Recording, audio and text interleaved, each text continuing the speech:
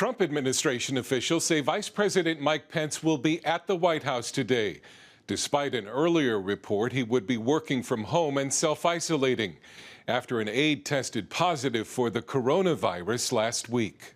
The vice president is expected at the White House, but the administration says Pence is voluntarily keeping his distance from other people.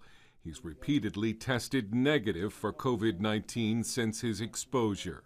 Both the president's personal valet and the vice president's press secretary, Katie Miller, have tested positive for coronavirus. And in the past week, President Trump has had contact with both. Now, the Navy's top admiral and 3 key members of the coronavirus task force are self-isolating or working from home after possible exposure to COVID-19. Dr. Anthony Fauci, CDC Director Dr. Robert Redfield, and FDA Commissioner Dr. Stephen Hahn. All are considered at relatively low risk for infection. Will you and other White House staffers be following their example? Well, we'll take the advice of the White House medical unit, which is the best in the business. There may be, I don't want to rule anything in or rule anything out. It is scary to go to work. You know, it's a small, crowded place.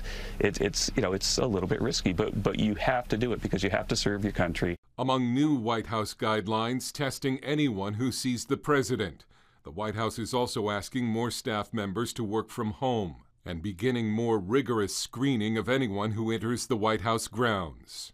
Chief of Staff Mark Meadows says enough is being done to protect the president. I can tell you this is probably the safest place that you can come to. The White House has already instituted daily coronavirus tests for the president and vice president and for those closest to the president. After Pence's press secretary tested positive, President Trump said he was not worried about the virus spreading in the White House. Nonetheless, officials are stepping up safety protocols. Dale Hurd, CBN.